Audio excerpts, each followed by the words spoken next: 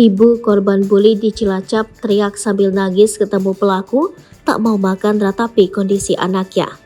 Beredar video seorang wanita yang dinarasikan sebagai ibunda korban perundungan alias bully di Cilacap.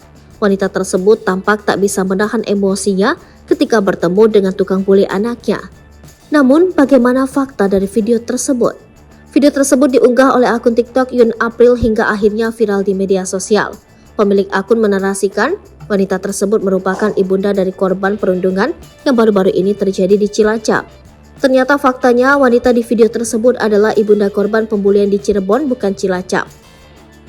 Orang tua korban bully tidak bisa menahan emosi saat dipertemukan dengan pelaku perundungan. Ibu korban bahkan sempat tidak mau makan karena melihat kondisi anaknya yang terus menangis karena terluka hingga berdarah. Begitu tulisan di caption. Diketahui terjadi perundungan oleh siswa SMP di Cilacap kepada rekannya berinisial FF.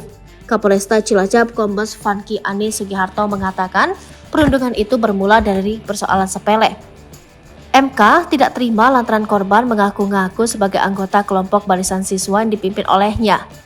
Selain itu, korban diduga menggunakan nama barisan siswa untuk menantang kelompok lain. Tak hanya MK, ada satu pelaku lainnya yang sudah ditangkap pihak kepolisian. Polisi memastikan akan memproses hukum dua terduga pelaku tersebut. Proses hukum ini akan dilakukan sesuai dengan sistem peradilan anak karena keduanya masih di bawah umur. Fanky mengatakan kedua terduga pelaku dapat dijerat Undang-Undang Perlindungan Anak dengan ancaman penjara paling lama 3 tahun 6 bulan dan denda 72 juta rupiah. Terkait sanksi lain merupakan kewenangan dari pihak sekolah.